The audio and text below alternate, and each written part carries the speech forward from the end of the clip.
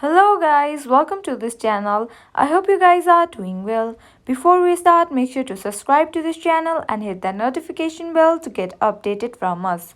Today in this video, I'm going to teach you to change display name of your Roblox account. Firstly, make sure that you are connected to your internet and you have already logged into your Roblox account.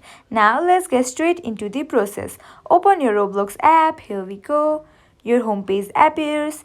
Now at the bottom you can see different options. Go to the option on that three dots, tap on that. Now you can see different icons, tap on that icon settings. Now go to account info.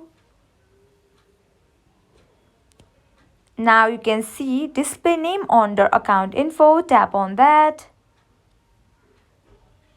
Here you can see your display name can only be changed only every 7 days. If you want to continue this process, clear the old display name and enter new display name for your Roblox account.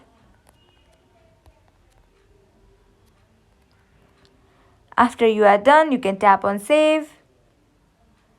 In this way, you can easily change your display name of your Roblox account. I hope this video will help you. At last, make sure to like, share and subscribe to this channel. Thank you.